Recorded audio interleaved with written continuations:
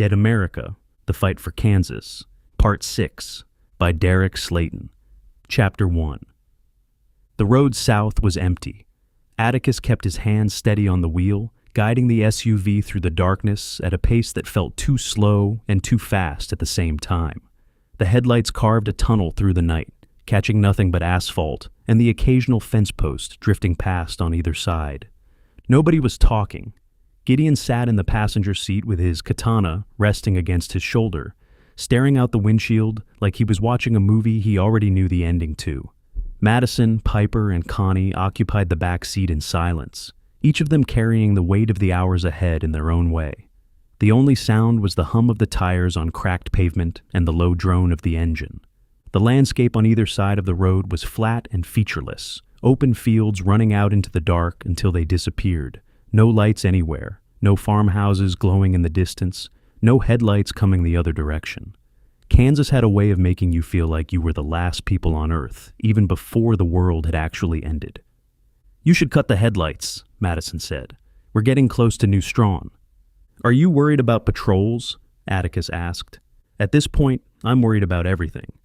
Atticus nodded and killed the lights. The world outside collapsed into shades of dark blue and black.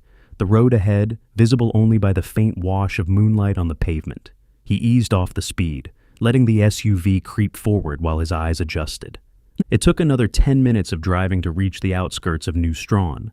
It wasn't much of a town, a handful of streets, a scattering of houses, the kind of tiny community that existed because someone had built a gas station at a crossroads 50 years ago, and a few families had decided that was close enough to civilization. A few miles north of Burlington, which made it either the perfect staging area or the last place they'd ever stop. Atticus pulled them off the road, but left the engine running. "Piper, see what we're dealing with." Piper nodded and stepped out of the SUV, moving to the front and raising a pair of binoculars to scan the town ahead. She panned slowly from one end to the other, taking her time. "If there's somebody there, then they're sitting in the dark," she said. "What do you think, Madison?" She contemplated for a moment. "I think we need a staging area, and this is as close as we're going to get to Burlington while still having some cover." "Then I say we risk it," Atticus said. Piper climbed back in and pulled her door shut. Before Atticus could hit the gas, Gideon spoke up. "Get me close to the town and I can do a walkthrough. It's not like it's that big." In the back seat, Connie racked around into a shotgun she'd taken from the cargo area. "We're already on borrowed time," she said. "If there's somebody here, we'll make them regret it." Gideon and Atticus shared a glance. Atticus nodded and put the SUV in gear, rolling them forward into town. Windows came down. Guns poked out on both sides as they drove. The town was dark and vacant, every house sitting quiet behind overgrown yards and closed doors. It looked untouched, like the whole place had just been set down and forgotten. No broken windows, no overturned cars, no signs of a fight or a retreat. Porches with chairs still sitting on them, a bicycle leaning against a fence, a mailbox at the end of a driveway with its flag still up, waiting for a letter carrier who was never coming back. Just a small town that had emptied out and stayed that way. They drove up and down every street, working a grid pattern through the handful of blocks. The houses were small and close together near the center, spreading out to larger lots with detached garages and storage sheds on the edges. A church sat on one corner with its sign out front, still displaying a message nobody was around to read. Nothing moved. Nothing made a sound except the low rumble of the engine. "Did anybody see anything?" Atticus asked. Everybody sounded off with a no. "Madison, where do you want to set up at?" "The gas station on the south of town. We can keep a watch on the road to Burlington, and it's close enough to the neighborhood that we can retreat to it if need be." Connie leaned forward between the front seats. "What are you talking about retreating? We're going to Burlington." "No, you're not, Connie," Atticus said. Grumbling, Connie pressed closer. "Do you have any idea what that man has done to me and my people?" "I do, which is exactly why you're not coming with us. None of you are." "Are you shitting me?" Piper said. "I need you all to trust me." The three women shared a glance in the back seat. The silence stretched for a beat before Connie settled back.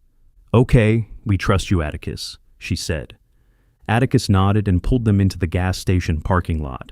The building was small, a single-story rectangle with a flat roof and wide windows across the front. A pair of pumps stood out front under a metal canopy, the kind with the old analog dials that hadn't worked in years, even before the outbreak. A faded sign hung above the door, the name of the station too worn to read in the dark. The parking lot was cracked and weedy, but empty. No vehicles, no debris, nothing to suggest anyone had been here recently. Everybody got out, moving toward the entrance with weapons up. The air was still and quiet, the only sound their footsteps on the pavement. The front door was unlocked. Inside, the shelves had been stripped clean, nothing left but dust and empty racks. A cooler along the back wall sat dark and silent with its glass doors standing open. The floor was scuffed linoleum, and the counter near the register still had a rack of empty display hooks where candy bars and lighters used to hang. A back hallway led to a small office and a storage room with a heavy door. The group cleared it all, checking every corner before settling in. "Piper, give me a hand with the food in the back of the SUV," Madison said. Piper nodded and walked out with her, leaving Atticus, Gideon, and Connie alone in the empty store. Connie turned to them. "So, have you come up with a plan to get to Bennett? Somehow, I doubt that they're just going to let you waltz in." "Actually, that's exactly what we're going to do," Gideon said. Connie looked at the man in the white ninja outfit, trying to read whether he was serious. "Are you sure about this one?" she asked Atticus. "He's as solid as they come. I know he'll have my back." "Okay, what do you need from me?"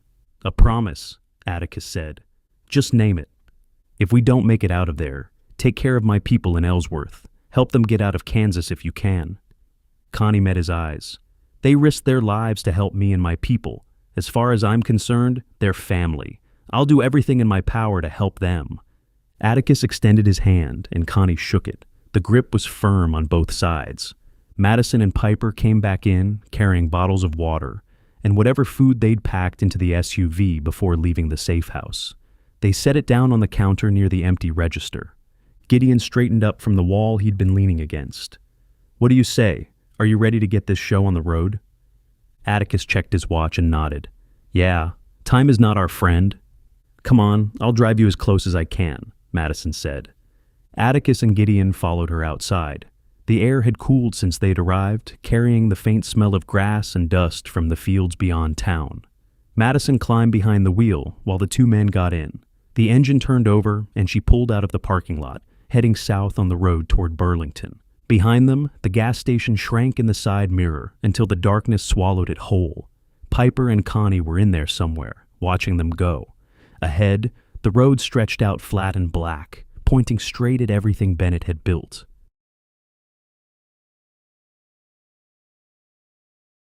Chapter 2. The mood in the SUV was tense, everybody quiet. The headlights were still off, Madison navigating the dark road by memory and moonlight. Fields stretched out on either side, flat and endless. The kind of open ground that offered nothing in the way of cover. Every now and then the tires would hit a patch of rough pavement, and the vehicle would shudder, the sound too loud in the silence. Atticus pulled his revolver from its holster and checked the cylinder, counting the rounds by feel before snapping it shut. Full. He slid it back into place and stared out the windshield. The road ahead was a gray ribbon cutting through black fields, disappearing into nothing. Gideon sat in the passenger seat, silent for once, his fingers tapping a slow rhythm on the handle of his katana. The blade was still sheathed, but the way he held it said he was ready to draw it at a moment's notice. His face was unexpressive, the usual lightness gone from it. He looked like a man who knew the next battle was quite possibly his last. "Do you have a plan to get to Bennett?" Madison asked from behind the wheel. "We're going to walk right up and introduce ourselves," Gideon said. A long silence filled the vehicle. Madison glanced in the rearview mirror, then back to the road. "Do you have a real plan that isn't going to get the both of you killed?" "Madison, how much of a worrier are you?" Atticus asked. "Generally, I'm not much of a worrier, but the longer this conversation goes on, I'm beginning to rethink that." Atticus chuckled. "Don't worry, I know what I'm doing." "I would say the same, but we all know that's a lie," Gideon said. Some light laughter passed through the vehicle. It didn't last long, but it was enough to crack the tension for a moment. They needed it. The silence that followed felt a little easier to sit in. Madison slowed the SUV down and pulled off to the side of the road, easing it to a stop on the gravel shoulder. She left the engine idling and sat still for a moment, staring through the windshield at something ahead. "How far out are we?" Atticus asked. "A couple of miles, give or take." "Can't you get us any closer?" Gideon asked. "Not unless you want me to drive through that." Madison pointed forward through the windshield. Both men leaned in, following her finger to the road ahead. The bridge sat maybe a quarter-mile out, a concrete span crossing the river. Even in the dark, the shapes on it were unmistakable. Both men muttered curses under their breath. There were at least 100 zombies packed onto and around the bridge. They shuffled and swayed in the darkness, their silhouettes visible against the faint glow of the sky behind them. They moved back and forth, bumping into each other, stumbling, resettling. But none of them were walking away from it. They milled in place like animals penned in a yard, drifting a few steps in one direction before turning and drifting back. Some stood motionless, heads hanging, swaying slightly as if caught by a breeze that wasn't there. "How in God's name is there a horde of those things this close to Bennett's headquarters?" Gideon asked. "I think you answered your own question," Madison said. Gideon looked confused. Madison reached forward and passed back a pair of binoculars. He brought them up and focused on the bridge, scanning across the mass of creatures. It took him a moment, but then he saw it. Chains. Heavy chains connected to the necks of the zombies, each one running down to anchor points along the bridge, bolted into the concrete barriers on either side. The creatures could move, could shuffle, and reach and snap their jaws, but they couldn't leave. Every single one of them was tethered in place. Some of the chains were short, keeping the creatures within a few feet of their anchor. Others had more slack, letting them wander far enough to overlap with the reach of the next one in line. "Christ," Gideon said. "So Bennett has his own personal zombie guard dog army. And you're gonna have to go through it if you want to get to Burlington," Madison said. "Can we cross without the bridge?" Atticus asked. Madison shook her head. "The current is pretty significant. Even if you do manage to swim across, you'll likely be swept right up to Burlington. The river runs right alongside it, and he's going to have people watching." Atticus stared at the bridge for a moment, then motioned for the binoculars. Gideon handed them over, and Atticus brought them up, studying the layout. The creatures were spread across the full width of the bridge, but they weren't evenly distributed. Some clustered in groups of 3 and 4, pressed together where their chains overlapped. Others stood more or less alone, their tethers giving them enough slack to cover a small area, but leaving gaps between them and the next creature. Narrow gaps, but gaps. The concrete barriers on either side of the bridge were about waist high, solid enough to block anything from going over the edge, but low enough to see over. The road surface between the barriers was wide enough for 2 lanes, maybe 40 feet across. 40 feet of chained zombies, spike strips, and darkness. "Those things seem to be spread out, at least far enough apart for us to make a play," Atticus said. "You want to run through those things?" Madison asked. "It's either that or swim." Atticus checked his watch again. The numbers on the dial confirmed what he already felt in his gut. "And I don't think we have that kind of time." "I can cut us a path, keep things nice and quiet," Gideon said. Madison contemplated for a moment, her hands resting on top of the steering wheel. She looked at the bridge, then at Gideon, then back at the bridge. Finally, she shrugged. "Never thought I'd say this, but I think the Ninja Dominator is right." Gideon chuckled and began to say something, but Madison held up a finger. "That's the closest thing to a compliment you're getting from me." "I'll take it," Gideon said. "Come on, Gideon, let's get going," Atticus said. Both men stepped out of the SUV. The air hit them, cool and carrying the faint smell of stagnant water from the reservoir. Atticus closed his door quietly and moved around to Madison's window. "Take care of Connie and Piper, and if things go south." He trailed off. Madison picked up on it without needing him to finish. "Don't worry, I'll take care of them.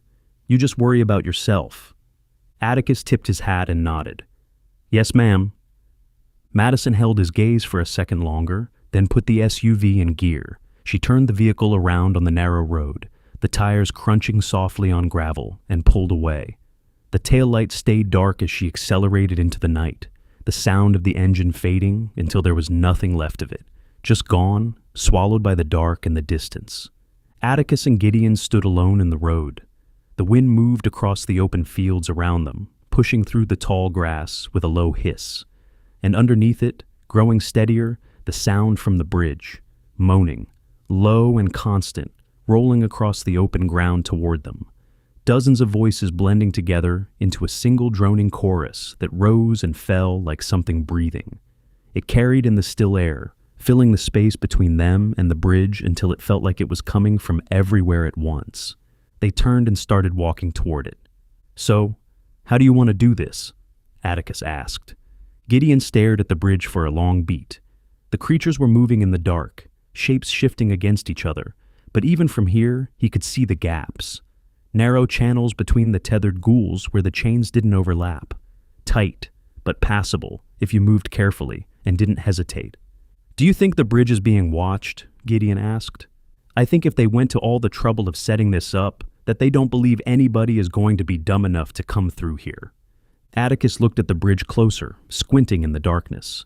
Something metallic caught the faint moonlight about halfway across, low to the ground between the shuffling feet of the creatures. "Look, about halfway down," Atticus said. "Spike strips," Gideon said. "So if someone tried to drive through, they'd be lucky to get to the other side. Which means we're probably on our own." "One can only hope," Atticus said. Gideon drew his katana. The blade came free without a sound, and he held it out to his side, the edge catching a sliver of moonlight. "Are you ready to do this?" Gideon asked.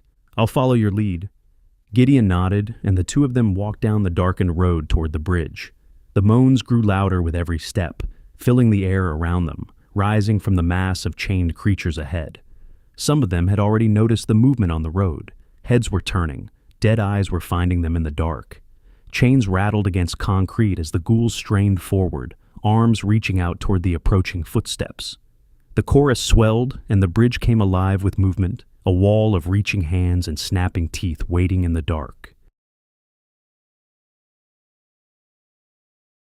Chapter 3. Gideon and Atticus walked up to the edge of the horde and stopped. The bridge loomed ahead of them, a flat concrete span stretching across the dark water of the river, leading away from the nearby reservoir. The first row of zombies stood 5 yards off the bridge itself, chained in a loose line that stretched across the road. The smell hit them before anything else, the thick stench of decay rolling off the creatures in waves. The zombies moaned and reached out the moment they sensed the two men, arms extending, fingers grasping at the air. But the chains held. Every one of them pulled taut against its collar, straining forward without gaining an inch. Close enough to hear the grinding of their teeth, not close enough to grab. Atticus studied the nearest creature. The chain ran from a heavy metal collar around its neck down to a bolt set into the concrete. The collar was thick, industrial-looking, fastened with a padlock that hung against the creature's chest. "I don't think those things are coming off on their own," Atticus said. "Well, that's good because I don't know about you, but I really don't want to be chased around the bridge," Gideon said. Atticus nodded as he looked around the trio of ghouls directly in front of them. He watched them move, studying the way their chains behaved. Each one pulled tight when the creature lunged, then sagged when it shuffled back a step. No excess, no room to wander beyond the radius the chain allowed. Gideon followed alongside him, his sword held low at his side. "Before we get moving, I want to make sure that none of those things have any slack, because One of the zombies next to him erupted into a frenzy, flailing its arms in a wild grab. Its fingers clawed through the air inches from Gideon's shoulder, catching nothing. Gideon didn't flinch. He flipped his blade upward in a short, clean arc and took the creature's hand off at the wrist. The severed hand dropped to the pavement. The zombie kept reaching with the stump, not registering the loss. Atticus gave him a look. "Sorry, it was annoying me," Gideon said. "Understandable. Anyway, let's make sure that none of the chains have slack." Atticus nodded, and the two of them paced back and forth, walking a line parallel to the front row of creatures. They moved slowly, watching each zombie in turn, tracking the length of chain from collar to anchor. Some of the creatures lunged as they passed, snapping and groaning, but every chain went tight before the ghoul could close the distance. Others just stood and swayed, their dead eyes following the movement without reacting to it. The bridge stretched out behind the first line, packed with more of them. In the dark, it was hard to get an exact count, but the shapes went deep, rows and clusters filling the span from one railing to the other. The moaning was constant, a wall of sound that vibrated in the chest. "I'm not seeing anything," Atticus said. "Me either." "So, how do you want to do it?" Gideon thought for a moment, scanning the right side of the bridge where the railing ran along the edge. The creatures were thinner on that side, the anchors spaced a little further apart near the barrier. He nodded. "We're cutting straight down the right side, about a yard or two off the bridge railing." "If we're going to do that, then why don't we just walk along the rail?" Atticus asked. "Because one errant zombie arm and we're swimming." Atticus thought about it for a moment. The railing was waist high, one solid shove from a flailing creature, and either of them would go over the edge and into the dark water below. He nodded. "All right, you lead the way." Atticus pulled out a knife and held it in a reverse grip. Gideon brandished his sword, letting it rest by his side. The blade angled slightly forward. He took a breath and started moving. The first pack was a group of 4, all chained to the same anchor on the right side of the bridge. They saw Gideon coming and surged toward him, chains pulling tight, arms reaching. Gideon moved through them with purpose. 4 forceful slices and stabs, each one finding its mark. The first creature caught the blade across the temple. The second took a thrust through the eye socket. The third and fourth went down in rapid succession, Gideon stepping between them and striking before they knew what hit them. All 4 hit the ground within seconds. Gideon motioned for Atticus to follow, and the 2 of them pushed forward, staying close to the railing. The chained zombies on their left reached out as they passed, arms stretching into the narrow corridor between the men and the barrier. Fingers scraped against the air, jaws snapped. The moaning intensified as the creatures ahead sensed them coming, the sound building on itself as it traveled down the bridge. Gideon cut off a few limbs along the way, taking hands and forearms from creatures that got too close for comfort. He didn't stop moving, just swept the blade through whatever reached into their path and kept going. The severed limbs dropped to the pavement behind them, twitching. They made it a third of the way up the bridge before a cluster of 3 blocked the path ahead. All 3 were anchored close together, their chains overlapping enough to cover the gap between the railing and the next group. No way around them. Gideon stepped in and went to work. 3 quick strikes put them down, each one collapsing in place with its chain rattling against the concrete. He stepped over the bodies and kept moving. More hands and arms reached in from the left. Gideon cut what he had to, clearing enough room for the 2 of them to squeeze through without getting grabbed. The bridge surface was getting slippery underfoot, the pavement slick with whatever the creatures had been standing in for however long Bennett had kept them here. They were halfway across when a sound cut through the moaning, a loud buzzing, electronic and sharp, coming from somewhere up ahead. It lasted half a second, then stopped. "What the hell is that?" Gideon asked. They froze. The buzzing came again, this time from a different spot. Then another, and another. The sound replicated down the length of the bridge, growing from 2 to 4 to over a dozen in a matter of seconds. It reached every section, every cluster of anchors, the electronic pulse firing in rapid sequence like a chain of firecrackers. "Keep moving," Atticus said. "What is that noise?" A moment later, the buzzing intensified, louder and longer this time, followed by a new sound, metal on metal, the sharp click of mechanisms releasing, and then the clatter of collars unlatching and dropping to the ground. The sound traveled down the bridge in a wave, collar after collar popping open and falling. "They're setting some of them free," Atticus said. "Damn it." Gideon spun toward the south end of the bridge, trying to see past the chained creatures that still stood between them and the far side. It was nearly impossible. The mass of bodies blocked most of his view, and in the dark every moving shape looked the same. The still chained creatures were thrashing harder now, agitated by the commotion around them, pulling against their tethers and adding to the noise. But some of those shapes were moving differently, not straining against chains, walking, shuffling forward with nothing holding them back, pushing between the tethered ghouls and heading toward the sound of the living. "Cover our rear and give me some space," Gideon said. Atticus nodded. He drew his handgun with his offhand, holding the knife in the other, and turned to face the way they'd come. Behind them, the bridge was a mess of bodies and chains and movement, the freed creatures already starting to work their way through the chained ones.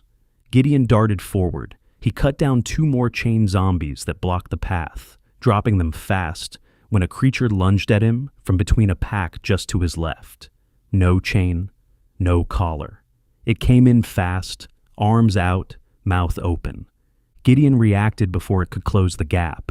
He stepped back, spun, and planted his hand flat against the creature's back as it stumbled past him. He shoved hard, using its own momentum against it. The ghoul hit the railing at the waist and tumbled over the edge, its moan trailing behind it until a splash echoed up from the water below. Behind him, Atticus caught movement through a gap in the chained creatures. A zombie pushed through, free and moving with purpose. Atticus met it with the knife, jamming the blade into the side of its skull. The creature went rigid and dropped. He kicked it off his blade, sending it backward into the feet of the ghouls behind it.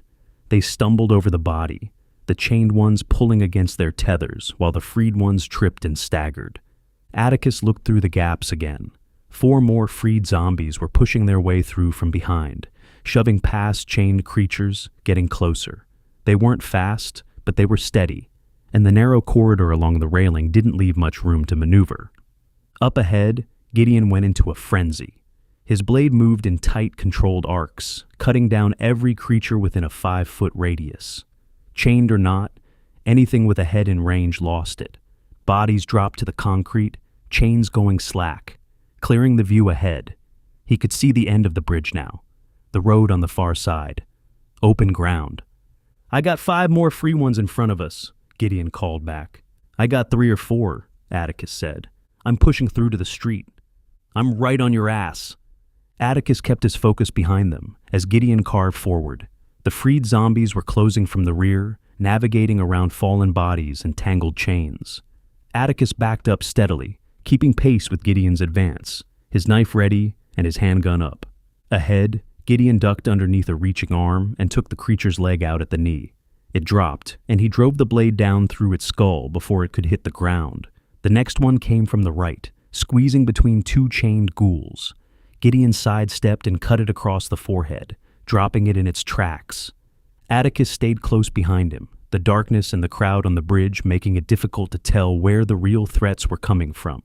Chained creatures reached and moaned on every side, their arms filling the spaces between the gaps. Freed ones moved among them like shadows, harder to spot, harder to predict. "We're almost there," Gideon called. He took down 2 more creatures blocking the path, one with a thrust and one with a sweeping cut that sent it sprawling into the railing. The way to the road was clear. Gideon broke into a run, and Atticus was right behind him, the 2 of them sprinting off the south end of the bridge and onto solid ground. They stopped in the road and turned around, breathing hard. Gideon's blade was slick from end to end, dark in the moonlight. Atticus wiped his knife on his pant leg and adjusted his grip. The bridge was a mess of movement behind them, freed zombies pushing through their chained counterparts, stumbling over the bodies Gideon had left on the ground. The moaning had reached a fever pitch, the entire bridge alive with it. Collars and lengths of chain littered the concrete between the fallen creatures, glinting faintly. "Are you good?" Gideon asked. "Yeah, just pissed off," Atticus said. Gideon chuckled, but his eyes stayed on the bridge. 2 creatures stepped off the end of it and into the open road, free of the chains and heading straight for them.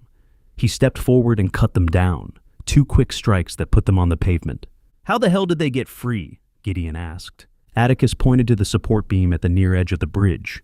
Halfway up the concrete, a small round device sat mounted to the surface, its housing just visible in the moonlight.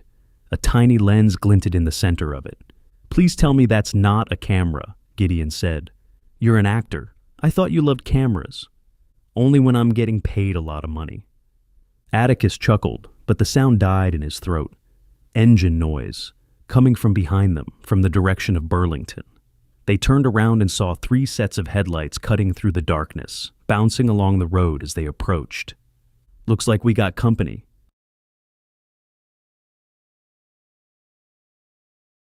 Chapter 4. Atticus and Gideon stood in the middle of the road, about 30 yards from the edge of the bridge. The moaning behind them had settled into a low drone, the freed zombies on the bridge still shuffling around, but losing interest now that their prey had moved out of reach. Ahead of them, 3 sets of headlights bounced along the road from the direction of Burlington, growing brighter and louder with every second. "How do you want to play it?" Gideon asked. "I'll try to charm them. If that doesn't work, pull the celebrity card." Gideon chuckled and reached back, sliding his katana into the sheath on his back. The blade disappeared with a quiet click. The two of them stood their ground, waiting. Atticus adjusted his hat and let his hands hang loose at his sides. Gideon rolled his shoulders and stretched his neck, working out the tension from the bridge crossing. Neither of them moved from the center of the road. Running wasn't an option. Hiding wasn't an option. They'd walked into Bennett's territory on purpose, and this was the part where they had to sell it. The headlights grew from distant points to blinding beams, washing out the road in white light and throwing long shadows behind the two men. The vehicles were pickup trucks, 3 of them running in a loose column. They slowed as they approached, engines dropping from a roar to a growl. Atticus could make out the shapes now. 2 men in each cab, 2 more standing in each truck bed, with rifles shouldered and aimed. 12 soldiers total, all of them focused on the 2 figures standing in the middle of the road like they'd been expecting company. The truck stopped 10 yards out, engines idling, headlights pinning Atticus and Gideon in place. The 6 men in the truck beds kept their rifles trained on the duo, steady and professional. Nobody was twitching, nobody looked nervous. These were Bennett's people, and they'd done this before. One man climbed out of the lead truck. He was tall, with a thick beard, and the kind of posture that said he was used to being in charge of whatever room he walked into. He left his door open and walked forward a few steps, stopping with his thumbs hooked into his vest. He looked at Atticus, then at Gideon in his white ninja outfit, then back at Atticus. "I think you boys are lost," he said. "This is the road to Burlington, isn't it?" Atticus asked. "It is, but we're closed for the night." "The whole town is closed?" "Afraid so." "Well, that's a shame. I don't suppose there's a hotel we could crash at for the night." "Or maybe a nice bed and breakfast," Gideon added. "I'm a sucker for omelets." "Either will be fine. We're not picky," Atticus said. The tall man's expression flattened. Whatever patience he'd walked out of the truck with was already spent. "If you're insistent, I think we can give you some accommodations. It's going to be in a windowless room with a concrete bed." "I'm not sure that works for us," Atticus said. "Maybe you should let us talk to your boss, Captain Bennett." The man cocked his head to the side. The casual confidence slipped for just a second, replaced by something sharper. Surprise. He hadn't expected anyone to ask for Bennett by name, and he was trying to figure out what that meant. "Even if there was someone here by that name, I can assure you that he's not available." "Is he too busy leading a squad to terrorize some farming communities?" The words landed hard. A couple of the men in the truck beds shifted their rifles, bringing them up tighter against their shoulders. The tall man saw it and raised his hand without looking back, a practice gesture that got them to ease off. He kept his eyes on Atticus. "Give me a moment." He pulled a radio from his vest and clicked it on. He spoke loud enough that Atticus and Gideon could hear every word. "Hey, base, we have a situation on the North Bridge. I got 2 men here who are asking for the captain." A long pause followed. The radio crackled with static. The engines idled. The soldiers in the truck beds kept their rifles steady. Then a voice came through, clear enough for everyone to hear. "Cut them down and make sure you hit them in the head." The tall man looked at Atticus as he keyed the radio. "Copy that base." "I don't think your charm offensive is working," Gideon said. "Play your card then." Gideon cleared his throat and took a step forward into the headlights. He reached up and pulled the ninja mask off his head, revealing his face. Even in his late 50s, the jaw and the cheekbones were unmistakable to anyone who'd ever seen a movie poster from the last 3 decades. He stood there in the full glare of the headlights, giving them all a good look, waiting for the recognition to land. It didn't. "I'm not sure Captain Bennett would approve of you cutting down the Ninja Dominator," Gideon said. The tall man and the soldiers behind him looked at him with curious expressions. A few of them exchanged glances, but nobody lowered a weapon. One of the soldiers in the nearest truck bed squinted at him, like he was trying to place the face, but coming up empty. "You know, Gideon Rhodes, the famous Ninja Dominator?" More blank stares. A couple of the men in the truck beds shook their heads. "Seriously, do none of you watch movies?" "The Ninja Dominator is a movie?" the tall man asked. Gideon let out a long sigh and shook his head. "Damn kids these days, no appreciation for the classics." The tall man had heard enough. He raised his arm, and the soldiers in the truck beds brought their rifles back up, sighting in. Fingers moved to triggers. The moment hung there, balanced on the edge of a command that would end both of them. Before he could give the signal, Atticus spoke. "If you pull those triggers, what happens in 30 minutes is on you. And from everything I know about the man, Captain Bennett isn't going to be pleased, especially when he finds out it could have been avoided if you had brought me to him." The tall man's arm stayed up. He looked at Atticus with narrowed eyes.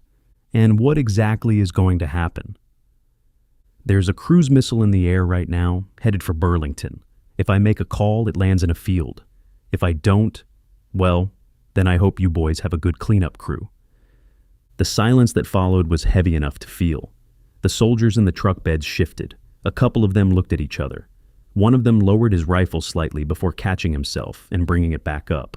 The tall man didn't move, but Atticus could see him running calculations behind his eyes, trying to figure out if the man standing in front of him in a cowboy hat was bluffing or insane or both.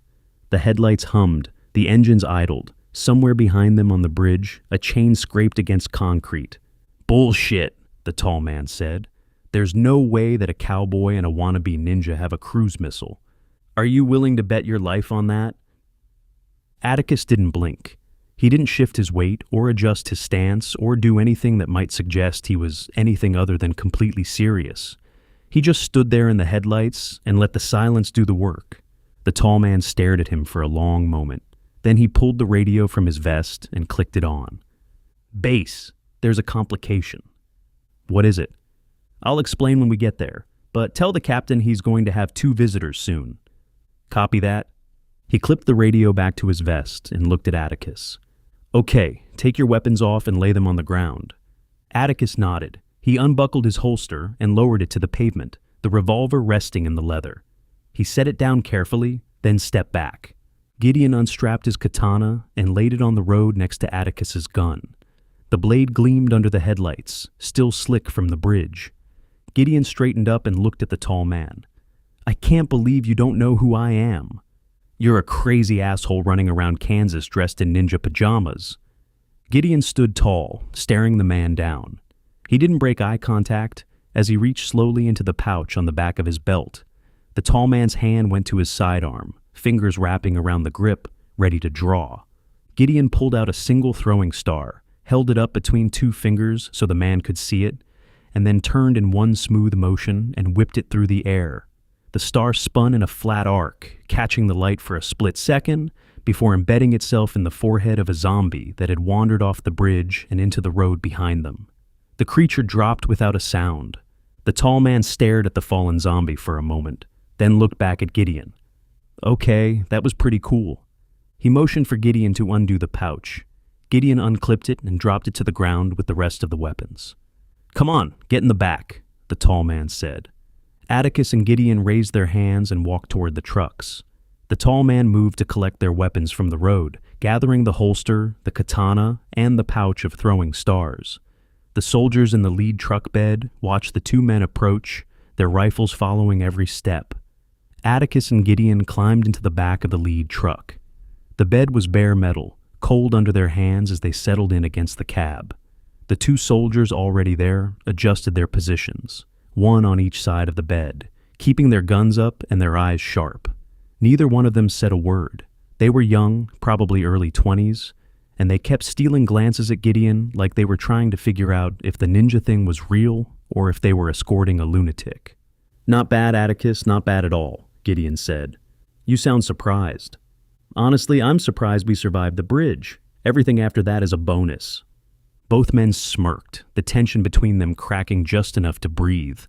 They grabbed hold of the side rails as the 3 trucks turned around on the road.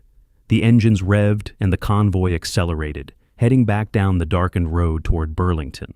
The headlights cut through the night ahead of them, illuminating flat fields and fence lines on either side. Behind them, the bridge and its chain dead faded into the dark, the moaning growing quieter with every yard until it was swallowed by the sound of the engines and the rush of wind over the truck bed. Atticus watched the road ahead. Somewhere at the end of it, Bennett was waiting. The man who had turned central Kansas into his own kingdom, who had sent soldiers to raid communities and chain zombies to bridges. The man Atticus had been working towards since the day he'd arrived in this state. In a few minutes, they'd be face to face, and Atticus would have to be the most convincing liar he'd ever been.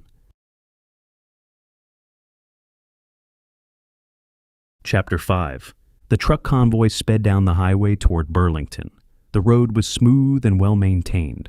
No potholes or debris, no abandoned vehicles pushed to the shoulder. Someone had been keeping this stretch clear. The fields on either side gave way to fencing, and then to the first structures on the outskirts of town, low buildings and storage facilities sitting dark against the sky. Gideon and Atticus sat silent in the back of the lead truck, their backs against the cab. The two guards sat at the rear of the bed, with their rifles across their laps, staring the duo down with the flat, unreadable expressions of men who had been told to watch and hadn't been told to think. The wind whipped over the sides of the truck, pulling at Gideon's white outfit and tugging at the brim of Atticus's hat. As they approached Burlington, the darkness began to change. Lights appeared ahead, scattered at first, then thickening into clusters. Street lights, building lights, porch lights glowing behind windows. The town came into view, and both men stared through the cab's rear window at the sight of it. Despite the darkness and lack of power across most of Kansas, Burlington was lit up like it was a normal night. Not every building, but enough. Enough to make the streets visible, to cast pools of yellow light across intersections, to give the place the look of a town that was still functioning. It was jarring after weeks of moving through dead communities and empty highways. "That's a nice change of pace," Gideon said. "Nice to see civilization all lit up." One of the guards shifted slightly, a flicker of something close to pride crossing his face.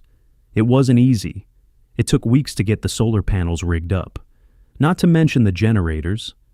Atticus leaned closer to Gideon, keeping his voice low enough that the wind carried it away from the guards.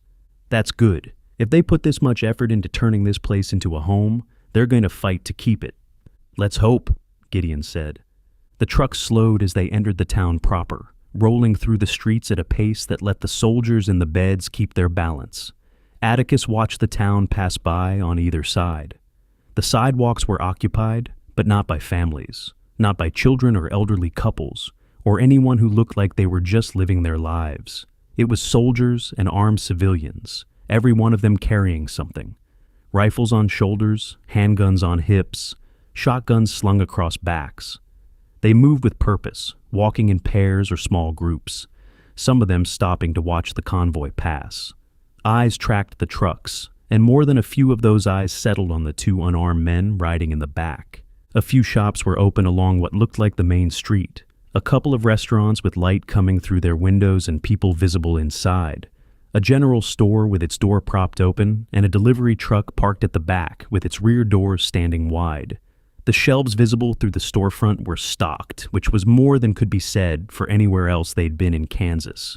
It was organized, it was functional. Bennett hadn't just taken over a town, he'd built something that resembled civilization, which was impressive as long as one ignored the forced labor and violence. The duo remained silent as they continued through the streets. More soldiers watched from doorways and intersections. A pair of men loading crates onto the back of a flatbed truck paused to stare. The convoy turned down a wider street lined with older buildings, brick facades, and stone steps. The kind of downtown block that every small Kansas town had built 100 years ago. Eventually, they stopped in front of the courthouse in the middle of town. It was the largest building on the block, 2 stories of stone and brick with a set of wide steps leading up to double doors. Lights burned in several of the windows on both floors. The tall man from the bridge climbed out of the cab and walked to the back of the truck. "All right, everybody out. Follow me and keep your mouth shut until you're spoken to." Atticus gave Gideon a look, a small nod that said, "Comply." Both of them understood the play. They were unarmed in the middle of Bennett's stronghold. The only thing keeping them alive was curiosity and a ticking clock. The two of them jumped out of the back of the truck and fell in behind the tall man as he led them up the steps. 2 guards flanked the front door, both armed with rifles. They straightened up as the group approached. "I got 2 for the boss," the tall man said. The guards stepped over to Atticus and Gideon, motioning for them to raise their arms. The pat-down was thorough and not gentle, hands running along every seam and pocket, checking ankles and waistbands and the small of the back. "Jesus, buy me dinner first next time," Gideon said. The guard ignored the quip and gave the tall man a nod. "Clean?" "Follow me," the tall man said. He led them through the front doors and into the building. The interior was quiet, just some murmured conversations coming from down the way. Offices lined both sides of the hallway, doors open, people inside talking into radios and working at desks covered in papers and maps. A woman at one station was marking locations on a wall-mounted map of the county with colored pins. Two men at another were sorting through a stack of supply manifests. Nobody looked up as the group passed. They walked to the end of the hall, where the tall man pushed open a heavy wooden door that led into the main courtroom. The room was large, with high ceilings and tall windows that had been covered with blackout curtains. The judge's bench still sat at the far end, elevated above the floor, but the rest of the room had been converted into a working command center. Half a dozen people worked at tables arranged around the edges of the room, some on radios, some on paperwork, one studying a large map spread across a folding table. In front of the bench sat a massive desk that hadn't been there when this was a functioning courthouse. It was heavy wood, probably pulled from someone's office, and behind it sat Captain Bennett. He was working on a laptop, his face lit by the glow of the screen, a pen in one hand and a notepad next to his elbow. He didn't look up when the door opened. "Captain, I have a couple of people here that I think you need to talk to," the tall man said. Bennett looked up from his computer. His eyes found the two men standing in his courtroom, and he stopped writing. He studied them for a moment, the cowboy in the hat with the confident look in his eye, the man in the white ninja outfit standing next to him like it was the most natural thing in the world. Bennett's expression didn't change, but something behind his eyes shifted, cycling through confusion and assessment before landing on something cold and patient. "I know these are odd times, but Brent, if this is your idea of a practical joke, I'm really not in the mood," Bennett said. "It's no joke, Captain. We found them at the North Bridge. They cut through our guard dogs and seem insistent on speaking with you." Bennett studied them for another moment before pushing back from his desk. He stood and walked around to the front of it, leaning against the edge with his arms folded. He was average height, lean, with close-cropped hair, and the kind of face that gave away nothing unless he wanted it to. He motioned for them to come closer. "If I had to venture a guess, you two are responsible for all the troubles of late?" "Some of them. We can't take all the credit," Atticus said. Bennett stared them down, nodding slowly. "Well, you know my name. Care to introduce yourself? I'd like to know who I'm going to put a bullet into before squeezing the trigger." "My name is Atticus, and this is my friend, Gideon Rhodes." The name landed differently than it had at the bridge. Bennett's eyes moved to Gideon, and for the first time something other than cold calculation crossed his face, a spark of recognition. He looked Gideon up and down, taking in the white outfit, the build, the face. The gears turned for a few seconds, and then it clicked. His demeanor changed. "No, it can't be. You really are Gideon Rhodes." "The one and only," Gideon said. Bennett clapped his hands together, a sudden burst of genuine excitement that looked out of place on a man who had been threatening to shoot them 5 seconds earlier. Brent stood behind them, looking thoroughly confused. "Do you have any idea who this is?" Bennett said, looking past them at Brent. "Don't bother," Gideon said. "I already tried playing that card and he stared at me like I was a crazy person." "Really? Don't worry, I'll educate them soon. I'm sure we can find a copy of the Ninja Dominator somewhere. I'm kinda partial to Part 2 myself, but you can't really go wrong with any of them." "Please, come in, have a seat," Bennett said. He snapped his fingers at someone working at one of the tables along the wall. He made a drinking motion and the man got up, walked to a mini fridge sitting against the base of the judge's bench, and came back with 2 cold bottles of water. He set them on the desk and retreated without a word. "Well, Mr. Rhodes," Bennett began, "please call me Gideon." "Of course. Well, Gideon, it is an absolute pleasure to meet you. My 10-year-old self is freaking out at the moment." "I'm glad I could do that for you, Captain." "Me too. Genuine excitement is something that rarely happens these days." Gideon glanced at Atticus and gave him a nod. It was slight, barely a movement, but it said what it needed to say. The celebrity card had landed.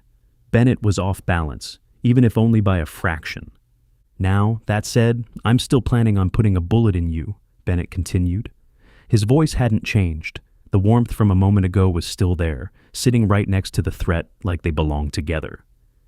"But I have such respect for your body of work, Gideon. I will make it quick. I can't say the same for your friend here, but you won't suffer. You have my word." Thank you," Gideon said. "You're quite welcome. Now, since you are my guests, I will give you a chance to sway my decision. But it's going to have to be good." Atticus stared Bennett down. The room was quiet around them, the people at the tables having stopped their work to watch. Atticus glanced at his watch, letting Bennett see him do it, letting the gesture carry its own weight. Then he looked back at the captain. "There's a cruise missile headed this way, and it's going to touch down in 15 minutes. Chapter 6. Captain Bennett stared at Atticus. The room had gone still. The people at the tables around the edges of the courtroom had stopped moving, stopped talking, stopped pretending they weren't listening. Every eye in the room was on the cowboy who had just told the most powerful man in Kansas that a cruise missile was inbound. Bennett didn't speak. He studied Atticus the way a man studies a hand of cards he's not sure about, looking for the tell, the twitch, the thing that would give away whether the man in front of him was bluffing or holding something real. Nearly a full minute passed in silence. The hum of generators outside filled the gap. A radio crackled from one of the offices down the hall. Gideon sat perfectly still, his hands wrapped around his water bottle, watching the two men size each other up. Atticus didn't move. He sat with his hands resting on his knees and let the silence work. "Well, as far as an opening position goes, that one certainly ranks up there," Bennett said. "I thought that might get your attention," Atticus said. "Oh, you certainly have my attention, Atticus. I'm curious about your plan, however. I am open to questions." Bennett pushed off the edge of the desk and began pacing slowly in front of it. His boots were quiet on the courtroom floor. He moved with the deliberate calm of a man who was used to being the most dangerous person in any room he occupied, and who saw no reason to rush. He clasped his hands behind his back as he walked, his eyes dropping to the floor for a moment before coming back up to Atticus. "We have roughly 12 minutes and change before this cruise missile is supposedly going to strike. If it's a bluff, you didn't leave yourself much time to negotiate. If it's not a bluff, you haven't given yourself much time to get out of the line of fire. If your intent was to take me out, you didn't need to come here at all." He stopped pacing and turned to face Atticus, tilting his head slightly. "All of which is very confusing, because I'm not seeing your grand plan here." "I think I see what your problem is," Atticus said. "Oh, please, enlighten me." "You're assuming I have just the one cruise missile on its way." Bennett raised an eyebrow. Behind Atticus, Gideon started to react to the bluff, but caught himself, keeping his expression neutral. He covered it by reaching for the water bottle on the desk and taking a slow drink. "So, the one that's supposedly on the way is what?" "A show of force," Bennett said. "Something like that. I was never a great poker player because no matter how hard I tried, I just couldn't bluff convincingly." Bennett let out half a laugh and wagged his finger at Atticus. "I don't believe that for a second, Atticus. I think you can bullshit with the best of them." "Maybe, maybe not, but in about 10 minutes, you're going to know for sure. You seem unbothered by the prospect of dying. 2 months in the zombie apocalypse can do that to a man. However, I'm not bothered by it because the first cruise missile isn't coming here, at least not to the courthouse." Bennett stopped pacing. He turned to face Atticus directly, his arms folded across his chest. "Are you going to hit a field as a show of strength?" "Not exactly. I will say that if you have any of your men at the warehouse on the south of town, you might want to give them a heads up that they have incoming." The shift in the room was subtle but real. Brent's eyes went a little wide as he looked to Bennett. The people at the tables around the edges of the courtroom exchanged glances.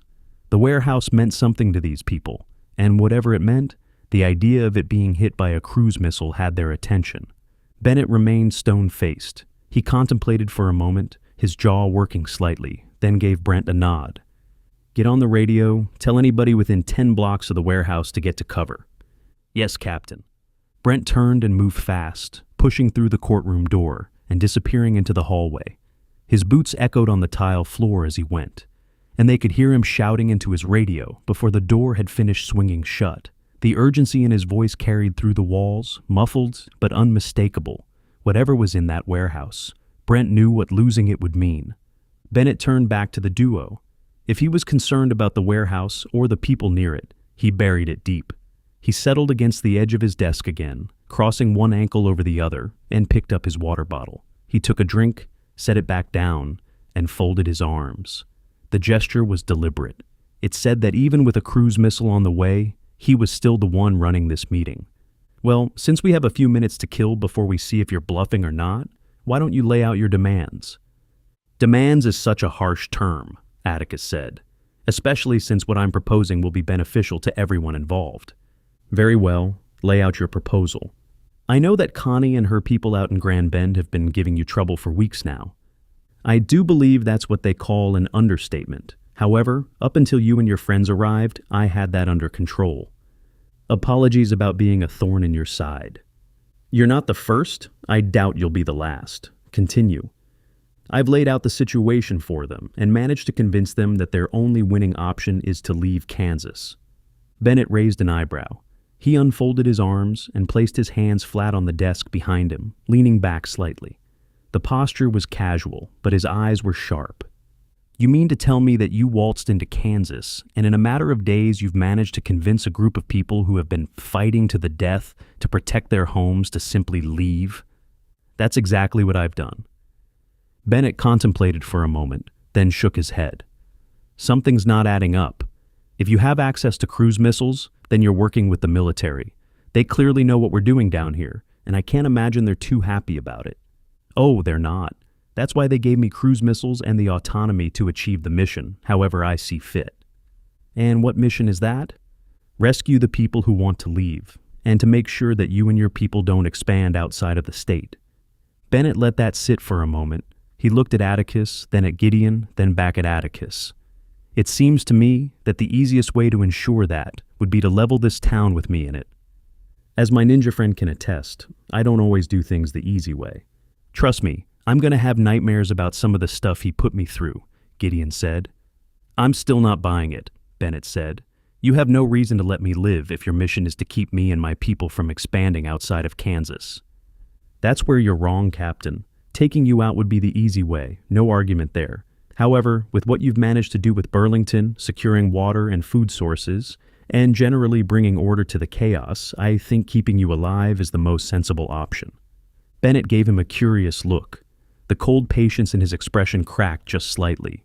Not enough to call it surprise, but enough to show that Atticus had said something he wasn't expecting. He'd been prepared for threats, for demands, for posturing. He hadn't been prepared for someone to tell him he was worth more alive than dead. I think you being in charge is going to keep more people alive than if you were taken out, Atticus continued. Now I am going to politely request that you ease off the slave labor, and I will leave ways to ensure that happens. But other than that, I have no problems with you continuing your lording over your empire, provided of course that it does not expand out of the state. The military has enough to deal with up in Seattle, so you have my word that nobody is going to come after you so long as you abide by our agreement. Bennett continued the stare down.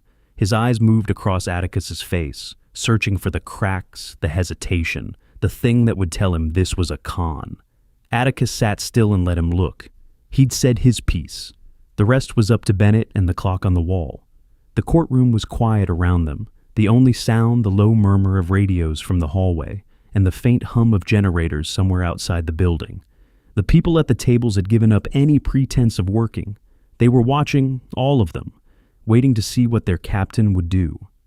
As improbable as it sounds, I believe you are telling me the truth, Bennett said. Atticus glanced down at his watch. The hands were closing in on the mark. He'd been counting in his head since the moment he'd told Brent about the missile at the bridge, keeping his own internal clock running alongside the real one. The numbers matched. He looked back up at Bennett, and a smirk settled onto his face. Not a grin, not a smile. A smirk, the kind that said he knew something Bennett was about to find out. Their eyes locked. Bennett saw the smirk and understood what it meant. His jaw tightened, just a fraction. The first visible crack in his composure since the conversation had started. The seconds ticked down. The courtroom held its breath. Then the world shook. The explosion came from the south, a deep concussive boom that hit the courthouse like a fist. The sound arrived first, a roar that bypassed the ears and went straight into the chest. Then the shockwave followed, rolling through the ground and up through the foundation. The floor trembled, the windows rattled hard in their frames, the blackout curtains swaying inward like something had pushed against the building from the outside. The lights flickered, went dark for half a second, then came back as the generators caught themselves. Dust fell from the ceiling in thin streams, settling on the desks and the papers and the shoulders of the people who were scrambling to make sense of what had just happened. The water bottles on Bennett's desk vibrated and one of them tipped over, rolling to the edge before Gideon caught it. The people at the tables around the room ducked instinctively, hands going to their heads, eyes going to the windows. One of the radios on a nearby desk squawked and fell to the floor. Bennett didn't duck. He stood at his desk and absorbed the shockwave without moving, his feet planted, his arms at his sides. His eyes never left Atticus. The smirk on the cowboy's face hadn't changed. If anything, it had deepened. The rumble faded, replaced by a low, sustained roar from somewhere to the south, the sound of something large still burning. Outside the courthouse, voices were shouting, orders being barked, boots on pavement. A siren started up, then another, the wailing cutting through the night air and bouncing off the buildings downtown. Radios in the hallway erupted with overlapping chatter, voices calling for reports, calling for status, calling for anyone at the warehouse to respond. "So what do you say, Captain?" Atticus said. "Do you want to agree to my terms, or do you want to break out a deck of cards so we have something to do while we wait on Burlington to be wiped off the map?" Chapter 7. Hours had passed since Madison dropped Atticus and Gideon on the road south of town. Hours of sitting in the dark, listening to nothing, watching the empty highway through the gas station windows.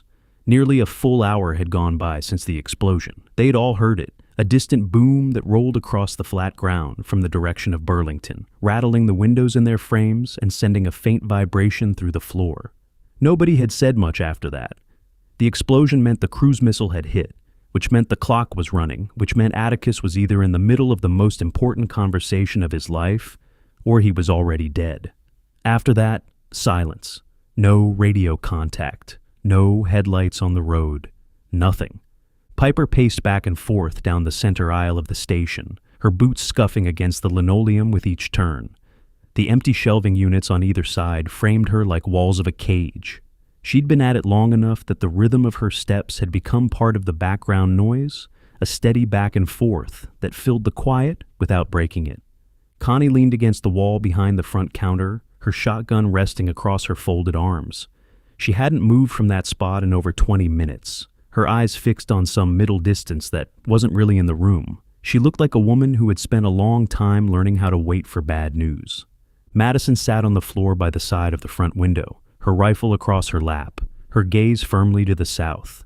She'd positioned herself where she could see the road without being visible from outside, her back against the wall, her head turned just enough to watch through the glass. The moonlight cast a pale wash across the parking lot and the highway beyond it. "Anything yet?" Piper asked. "Still nothing, and you don't have to ask every 2 minutes." The words came out sharper than Madison intended. Piper dropped her head and stopped pacing for a moment. Madison caught herself and let out a breath. "I'm sorry, I'm trying to keep it together, but the longer their radio's silent—" "I know, I don't want to think about it either," Piper said. The two met eyes across the dark store, nodding at one another. An understanding passed between them that didn't need words. They'd both been in situations where waiting was the hardest part, where the silence stretched out until it started to feel like an answer in itself. Piper went back to pacing. Her bad leg was stiffening up from the cold and the inactivity, and the walking kept it from locking. She moved up the aisle, turned at the back wall, and came back down. Up and back. Up and back. The minutes crawled by, each one heavier than the last. She stopped again. "I hate to ask this, but how long do we wait before assuming the worst? If anybody can talk their way out of that situation, it's definitely Atticus," Madison said. "I understand that, and I'm not trying to inject doubt, but it's been hours. At some point—" Madison snapped her head around to Piper, and the look on her face stopped Piper mid-sentence. "We're not at that point yet." Piper nodded and went back to her pacing. Connie shifted her weight against the wall, but said nothing. The shotgun stayed where it was. Madison turned back to the window. The road was empty. a dark line cutting south through the fields toward Burlington. Somewhere down that road, Atticus and Gideon were either alive or they weren't, and there was nothing she could do about it from here except wait and watch. "Come on, Atticus," she said quietly, her voice barely above a whisper. "Where are you?" Another tense stretch of minutes passed. Connie finally broke her silence, her voice low and even. "He'll make it back," she said. "That man doesn't strike me as someone who goes down easy." Madison didn't respond, but she appreciated it. She kept her eyes on the road. Then she saw it. Headlights. A single set, appearing on the highway to the south, distant but moving in their direction. Madison leapt from her seat, bringing her rifle up and pressing herself against the wall beside the window. The sudden movement put the others on edge instantly. Connie came off the wall with her shotgun up. Piper stopped mid-stride. "Is it them?" Piper asked. "I don't know, but be ready in case it's not." Piper nodded and grabbed her rifle from where it leaned against the shelving unit, chambering around and moving to the opposite side of the window. Connie racked her shotgun and positioned herself behind the counter, using it as cover with the barrel pointed toward the front door. Madison watched through the glass. One set of headlights, just one vehicle, which gave her a bit of hope. If Atticus had failed and Bennett wanted to take them down, he would come at them with force, not a lone vehicle. At least, that's what she tried to convince herself of. The headlights grew brighter as the vehicle approached. It was moving at a steady pace, not fast, not slow, following the road north toward New Strawn. Madison tracked it through the window, adjusting her grip on the rifle. Beside her, Piper leaned in just enough to get a look. "Just one," Piper said. "I see it." As it got closer, close enough to see the shape of a truck behind the lights, the horn honked. 3 short blasts, then 2 more. Then it turned off the highway and pulled into the gas station parking lot, the tires crunching on the cracked asphalt as it rolled to a stop. "Stay out of sight until you know it's them," Madison said. The other 2 nodded. Madison moved to the front door and pushed it open, stepping out into the parking lot with her rifle at her shoulder. The truck came to a full stop about 10 yards from the building. The engine cut off. The headlights went dark. For a moment, everything was still, just the ticking of the cooling engine and the faint sound of the wind. Then 2 doors opened and Atticus and Gideon stepped out. Atticus in his hat, Gideon in his white outfit, both of them looking tired but upright and in one piece. Madison let out a long breath and lowered her rifle. "Did you miss us?" Gideon asked. "Jesus Christ, it's been an hour since that cruise missile hit. I didn't think you 2 were coming back." Connie and Piper came out of the station, Connie pushing through the door first with Piper right behind her. The relief on their faces was visible even in the dark. "So how did it go?" Connie asked. "You're not being chased, so I assume you didn't put Bennett into the ground," Piper said. "He's still breathing, but he agreed to our terms," Atticus said. "So our people are free to leave Kansas?" Connie asked. "They are." "That's great and all, but how exactly are we doing that?" Piper asked.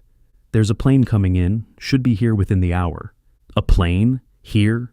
How did you pull that off?" Madison asked. "Clint and Corporal Gadd back in Seattle made some new friends at Nellis down in Las Vegas.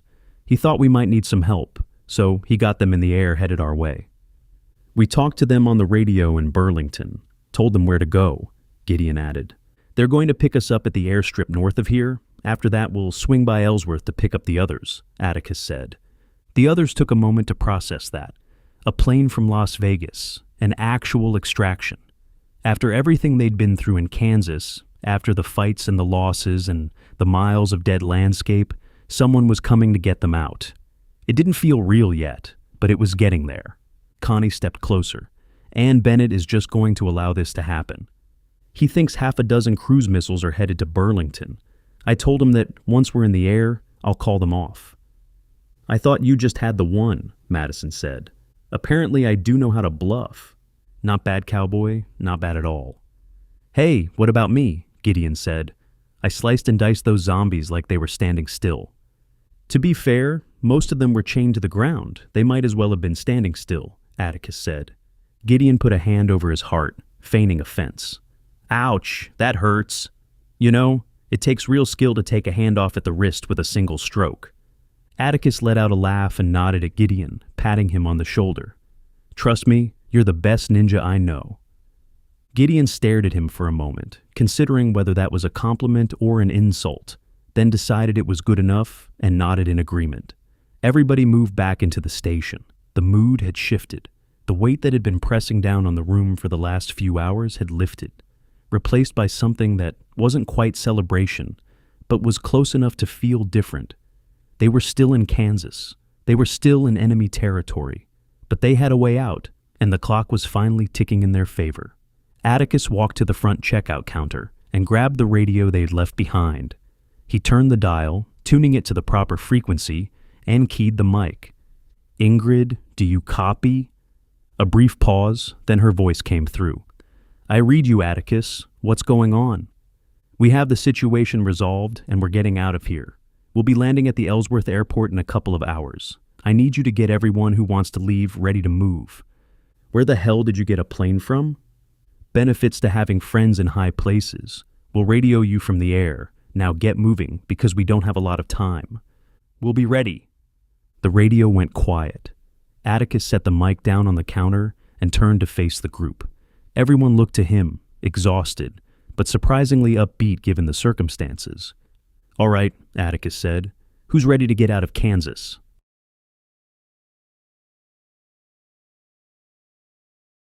Chapter 8. Atticus sat in the driver's seat of the SUV with the engine off, his window cracked enough to hear anything coming from the road. Gideon rode shotgun, his katana back in its sheath and resting between his knees.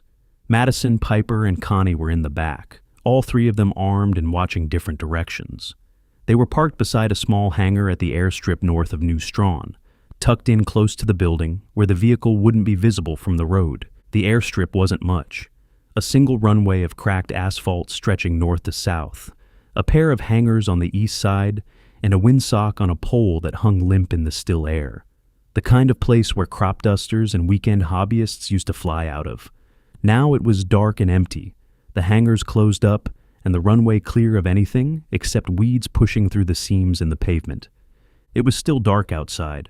Madison leaned between the front seats, scanning the sky through the windshield for any sign of the plane. She shifted in her seat, checked the sky again, then shifted again. "Don't worry, they'll be here," Atticus said. "With all due respect, you said the same thing, and it took you weeks to get back. I'm not believing anything until I see it." Atticus let out a chuckle. "Yeah, that's fair enough." The minutes stretched. Nobody spoke. Piper sat with her rifle across her lap, her thumb running absently along the stock. Connie had her shotgun resting against her shoulder, her head tilted back against the seat. Gideon tapped his fingers on the sheath of his sword, the same quiet rhythm he'd been tapping since they left Ellsworth days ago. Madison perked up. She leaned forward, pressing closer to the windshield, her eyes locked on something in the sky to the south. "Is that them?" Everybody adjusted, craning their necks and shifting positions to get a view through the glass. A speck of light moved against the dark sky, steady and growing brighter as it approached. It wasn't a star. It was moving too fast and too deliberately, descending on a line that aimed straight for the runway. "I think we're in business," Atticus said. Everyone in the SUV exhaled at the same time. The tension that had been coiled in the vehicle since they'd parked seemed to loosen all at once. They watched as the speck resolved into the shape of a large military cargo plane, its silhouette growing against the sky as it came in low over the fields to the south. The landing lights flared on, cutting bright beams through the darkness, and the sound of the engines reached them a moment later. A deep, steady drone that grew louder as the plane lined up with the runway. The wheels touched down with a bark of rubber on asphalt, and the plane roared past their position, engines reversing to slow the massive aircraft. It rolled down the runway, the noise shaking the hangar beside them, before beginning to decelerate toward the far end. Then 5 trucks pulled out from behind the hangar at the opposite end of the runway. They came fast, headlights blazing, engines racing, fanning out from behind the building in a staggered line, and accelerating down the runway in pursuit of the slowing plane. Armed men stood in the truck beds, rifles visible even at this distance. "I told you that you should have put a bullet in that asshole's head," Piper said. Connie and Piper brought their weapons up, Connie racking her shotgun and Piper shouldering her rifle. The energy in the vehicle went from relief to combat ready in a heartbeat. Atticus turned around in his seat, putting his hands up, palms out, his voice calm and even. "Everybody calm down, we're okay." "They're driving awful fast for okay," Connie said. "Bennett's just coming to make sure I live up to my end of the bargain." "To call off the imaginary missiles?" Gideon asked. "Yep, which is why we're going to put on a nice little show for him. Everybody just stay calm and let me do the talking." Atticus started the SUV and put it into drive. He pulled out from beside the hangar and turned onto the runway, heading toward the cargo plane, which had come to a stop at the far end. Bennett's convoy was closing from the other side, but Atticus had a 100-yard head start. He kept his speed steady, not rushing, not crawling. Rushing would look like panic. Crawling would look like hesitation. Neither one would help. He drove them up to the plane and stopped 10 yards off to the side, angling the SUV so the plane had room to turn around when it was time to go. The cargo plane sat on the runway with its engine still running, the sound filling the air with a constant low roar that vibrated in the chest. The 5 of them got out of the SUV and walked toward the plane as the rear ramp lowered, hydraulics whining as the heavy metal platform dropped to the asphalt. 3 soldiers stepped out onto the ramp, their weapons held at a low ready. They were alert, eyes scanning the runway and the approaching convoy, but they weren't aiming at anything yet. A 4th man walked down the ramp to the runway. He was clean-shaven, mid-30s, with the bearing of someone who'd seen it all since the apocalypse began, and hadn't let any of it faze him. He looked over the group, then past them at Bennett's trucks, which were slowing to a stop about 60 yards down the runway. "I'm Captain Foster. Which one of you is Atticus?" "I'm right here, Captain." Atticus walked over and shook Foster's hand. The grip was quick and firm. Behind them, Gideon, Piper, and Connie walked up the ramp into the belly of the plane, where Sergeant Hanson and Private Parker welcomed them aboard and directed them to seats along the interior walls. Madison stayed at the base of the ramp, watching the runway. Foster looked down toward the convoy. The trucks had fanned out across the width of the runway in a loose line, blocking the path back to the road. Armed men stood in the truck beds with their rifles resting on the cab roofs, pointed in the general direction of the plane but not shouldered, a show of force without being an act of aggression. The line between the two was thin, and everyone on both sides knew it. "Friends of yours?" Foster asked. "Not quite." Foster nodded, watching calmly as a figure climbed out of the lead truck. Captain Bennett walked forward, leaving his vehicle behind, crossing the open asphalt between his convoy and the plane with his hands visible at his sides. "Don't tell me you were going to leave without saying goodbye, Atticus," Bennett called out. "I wouldn't dream of it, Captain. I just want to make sure you live up to your end of the bargain." Atticus nodded. He reached into his pocket and pulled out the radio, clicking it on and turning the volume up loud enough that Bennett could hear it clearly across the distance between them. "Ingrid, do you copy?" "I'm here, Atticus. Please instruct Seattle to redirect the missile volley." "Copy that, Atticus. Oh, and one more thing. If you don't hear from me in 15 minutes, tell Seattle to point them back in the original direction." "Will do. We'll see you soon." The line went dead. Atticus pocketed the radio and looked at Bennett, who stood with his arms folded, watching the performance with a look that sat somewhere between suspicion and amusement. "If I didn't know better, Atticus, I'd say that you didn't fully trust me," Bennett said. "Don't take it personal, Captain. I don't trust anybody." Gideon loudly cleared his throat from inside the plane, the sound carrying down the ramp. Atticus smirked. "Except the Ninja Dominator, of course." "Understandable," Bennett said. "So I suppose you want to be on your way then?" Before Atticus could answer, Madison stepped off the ramp and took a position beside him. She stood tall, her voice steady and loud enough to carry across the runway to every man in every truck. "If anybody wants a ride, we have the room." Bennett let out a laugh. It was genuine, the sound of a man who was confident in his command and certain that nobody under him would break rank over an invitation from the enemy. He looked back at his men, expecting to share the joke. He stopped laughing when he heard a single set of boots hit the pavement. Bennett turned. Sergeant Cook had stepped down from one of the trucks. He walked toward the plane, his stride measured and deliberate, his eyes fixed on the ground ahead of him. He didn't look at the men in the truck beds. He didn't look at the soldiers he was leaving behind. He couldn't bring himself to make eye contact with any of them. He allowed himself a slight side glance as he walked past Bennett. Just a flicker, barely a turn of the head, but enough. Bennett stared at him as he passed, and Atticus could see the moment it clicked. The informant. The leak that had been feeding intelligence to the resistance. The man who had been sitting inside Bennett's operation, passing information that had cost him soldiers and supplies and control. It had been Cook the entire time. "You son of a bitch," Bennett said. He drew his sidearm. The sound of the weapon clearing the holster set off a chain reaction. Every man in the truck beds brought their rifles up and aimed at the plane.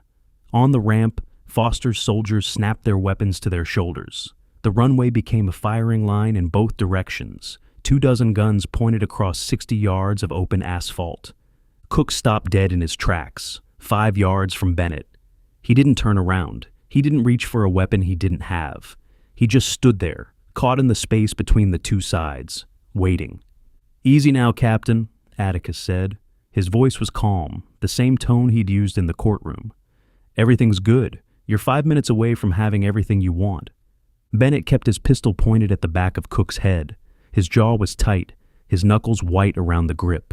Atticus could see the calculation happening behind his eyes. Kill Cook and start a firefight, with a military aircraft full of armed soldiers. Lose the deal and invite the cruise missiles to decimate your home base. Or let the traitor walk and keep his kingdom. A long pause settled over the runway. The engines of the cargo plane droned. The wind pushed across the open ground. Nobody moved. Bennett holstered the weapon. He motioned for his men to lower their rifles. The tension on the runway eased by a degree, though nobody fully relaxed. "Go on. Run away, you little traitor," Bennett said. "Just know, if I ever see you again, I will be the last thing you ever see." Cook glanced back over his shoulder. He gave a slight nod, acknowledging the threat without contesting it, then turned and walked to the plane. He climbed the ramp without a word and disappeared into the cargo hold. "Well, Captain, it's been fun, but we gotta go," Atticus said. "I have a call you definitely want me to make, and I can't make it until I'm in the air." Bennett gave Atticus a nod. There was nothing friendly in it, but there was something close to respect. He turned and walked back to his trucks. Atticus and Foster stood at the edge of the ramp, watching as Bennett climbed into the lead vehicle and the convoy reversed down the runway, turned, and drove back toward the road. The headlights shrank and disappeared into the darkness. Once they vanished, Atticus let out a long breath, as if every bit of tension he had been holding on to for days was being released. "Well, that was fun," Foster said. "You don't know the half of it, Captain. Come on, we better get you in the air so you can call off that missile strike." "What missile strike?" Atticus stared at Foster for a moment, his expression perfectly blank. Foster looked at him, looked at the empty runway where Bennett's trucks had been, and let out a laugh. He shook his head. "Remind me to never play poker with you." Atticus laughed and followed Foster up the ramp into the plane. The interior was utilitarian, bench seats bolted to the walls, cargo netting strung across the ceiling, and the roar of the engines filling every inch of the space. The others were already seated, ready to get into the sky. Foster walked to the front of the cargo hold and turned to face the group. "All right, everyone, welcome aboard the Vegas Express. Get settled in, and we'll have you out of here in no time."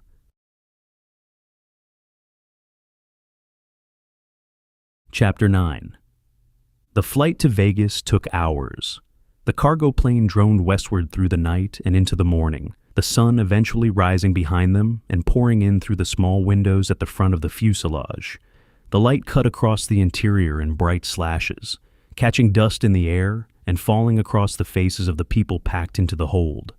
There were 50 of them crammed into a space designed for cargo, not passengers. The bench seats along the walls were full, and the overflow sat on the floor between supply crates and duffel bags, leaning against each other and against the walls. Some of them had been talking quietly in the first hour, but the engine noise and the exhaustion had taken care of that. Most of them were asleep, or at least had their eyes closed and were pretending to be. The plane hit a patch of turbulence, the fuselage shuddering and dropping a few feet before steadying out. The jolt ran through the floor and up through the bench seats, snapping heads up and tightening grips on straps and armrests. It jolted Atticus awake. He adjusted his hat from over his eyes to the top of his head and blinked against the sunlight. He looked around at the people crowded into the plane.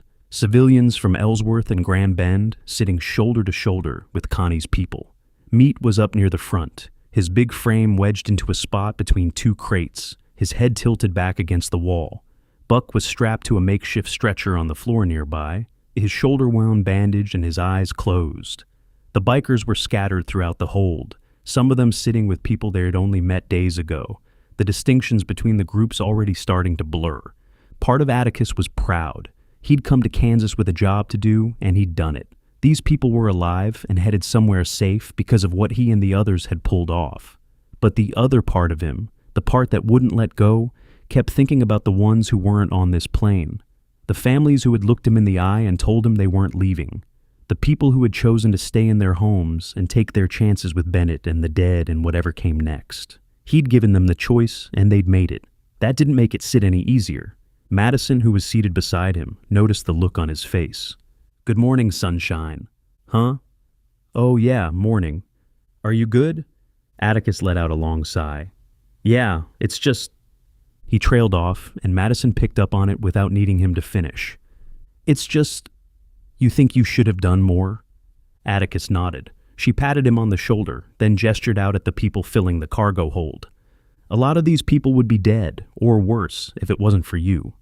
"I know, but I just can't help thinking about the people we left behind," Atticus said. "Don't beat yourself up. No matter what you did, what you said, those people were never leaving their homes," Madison said. "I know. The only comfort I have is the hope that Bennett takes my threat seriously." "And what threat was that?" Madison asked. "I told him that if he didn't lay off the forced labor that I would be coming back down, and I wouldn't be alone." "Another bluff?" Atticus shook his head. "Not in the slightest. I left ways to contact Seattle, so if word gets back, he's going to be in for a world of hurt." Madison nodded, accepting the answer. She leaned her head back against the wall and closed her eyes for a moment.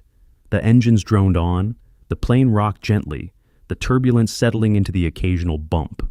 A loud whistle cut through the noise from the front of the plane. Captain Foster stood near the cockpit door, 2 fingers in his mouth, the kind of whistle that could wake the dead if they weren't already awake.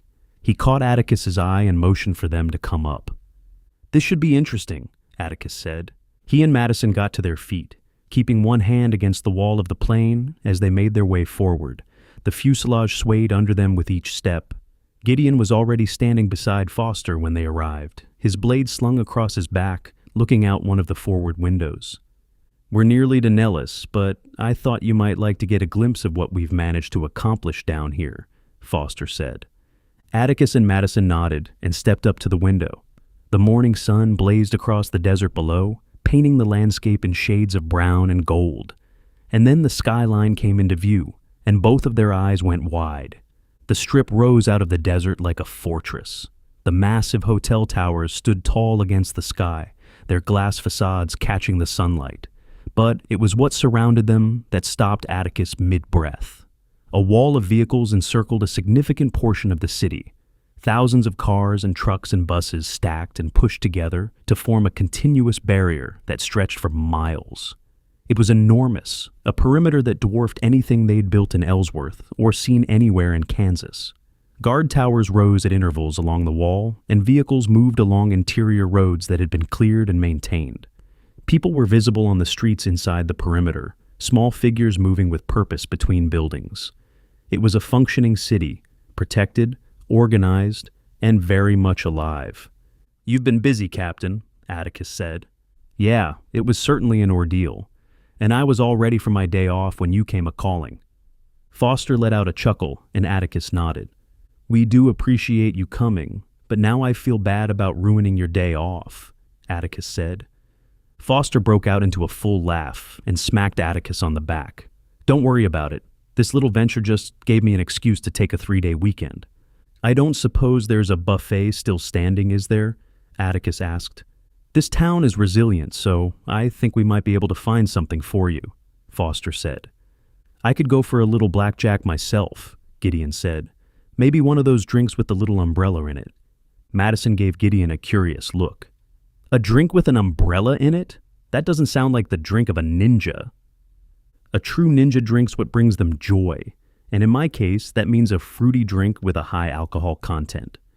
Everybody broke into laughter as the plane banked gently and began its descent. The city tilted in the window, the wall of cars and the towers sliding across the glass as the pilot lined up the approach. A voice crackled over the intercom. "All right, everybody, hang on tight. We'll be on the ground shortly."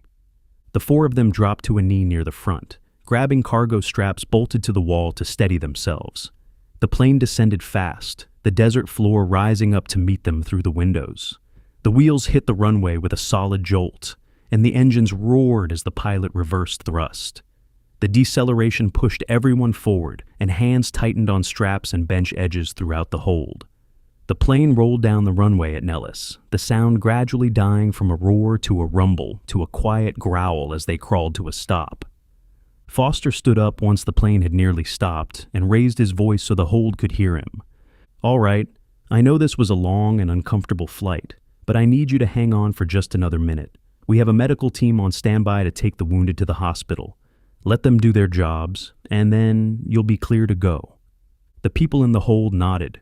A moment later, the rear door began opening, the hydraulics whining as the ramp lowered. Daylight flooded in, bright and hot, the dry desert air rushing into the hold and replacing the stale recycled atmosphere they'd been breathing for hours. Within moments, a pair of paramedics rushed on board, moving with efficiency. They went straight for Buck, who was still strapped to his stretcher. Meat stood up from his spot and took one end, helping carry his friend down the ramp and out to the waiting ambulance on the tarmac. Chucky was walking but needed help from Rocky, the two of them making their way down the ramp slowly. In a matter of moments, they were loaded up and the ambulance was pulling away. The crowd of people began filing off the plane, blinking in the sunlight as they stepped onto the tarmac. Civilians who were now residents of the base were waiting for them, greeting the newcomers with bottled water and directing them to waiting vehicles that would take them to a staging area. It was organized. It was welcoming. After weeks in Kansas, it looked like another world. Foster turned to Gideon as the hold emptied out. "Now, Gideon, I hope you don't mind, but I radioed ahead that you were on board. There are some friends of mine who are going to be excited to meet you." "I will never turn down a chance to meet the public," Gideon said. He turned on the charm, straightening his posture, adjusting his ninja outfit, running a hand through his hair. His mind was clearly dancing with the prospect of his fans being attractive women. He walked to the edge of the ramp with a confident stride, Atticus, Madison, and Foster right behind him. He stopped when he spotted the actual fans. 3 men stood on the tarmac about 20 yards from the plane. They were large, all of them, built like men who had spent serious time in a gym and had never fully stopped. And they were dressed in gladiator gear, full armor sets, leather and metal, with swords and shields strapped to their backs. Magnus, Aldrich, and Cade stood in a line, looking like excited puppies whose owner had just walked through the front door. They were practically vibrating, each of them waiting for Gideon to come to them, their excitement barely contained. Madison stared at the scene for a moment, then turned to Foster. "Captain, why are there 3 gladiators standing on the tarmac? Why are you hanging out with a ninja?" Madison let out a chuckle and nodded in defeat. "Just another day in the zombie apocalypse." Atticus, Madison, and Foster walked down the ramp and headed across the tarmac, leaving Gideon alone at the top of the ramp with his adoring fans waiting below. He composed himself, sheathed his katana properly, and walked down to meet them. "Hello, gentlemen. I am Gideon Rhodes, the Ninja Dominator. It's nice to meet you." The biggest of the 3 stepped forward. He was enormous, easily 6'4", with arms that looked like they could bend steel. Despite his size, his face was pure joy. "Oh my God, Gideon. I mean, Mr. Rhodes, it is such an honor to meet you," Magnus said. "Please, call me Gideon." Magnus's face lit up, a wide smile spreading across it. "Okay, Gideon, it's such an honor. I am Magnus, and these are my friends Aldrich and Cade." They exchanged handshakes, each of the gladiators gripping Gideon's hand with barely restrained enthusiasm. Aldrich kept nodding, like he couldn't believe what was happening, and Cade was grinning so wide, it looked like it might be permanent. "It looks like you boys are embracing the zombie apocalypse in the same manner that I am," Gideon said. "We had a chance to live our best lives," Cade said. "And we took it," Aldrich added. "Put our skills to good use." Gideon smiled and nodded. He reached back and drew his sword, holding it out to the trio with both hands. "Would you like to see the Ninja Dominator's blade?" All 3 of them could barely contain themselves. Magnus reached out carefully, reverently, like he was being handed a holy relic. He drew the blade halfway from the sheath and looked at the steel, still stained from the bridge crossing in Kansas. "Was this on screen?" Magnus asked. "Oh yeah, lots of times." Could you show us a few things?" Cade asked. "We could take you over to our Coliseum and show you what we got going on," Aldrich said. Gideon looked over to Foster and the others, who had stopped about 30 yards away and were watching the meeting with undisguised enjoyment. Atticus had his arms folded and was shaking his head with a grin on his face. "How long until we take off?" Gideon called out. "You have plenty of time," Foster said. "It's going to be tomorrow before we're going to fly out." Gideon turned back to the gladiators. The 4 of them stood on the tarmac in the desert sun, a ninja and 3 gladiators, armed to the teeth and grinning like kids on the first day of summer. "In that case, you boys lead the way. Let's go have a little fun."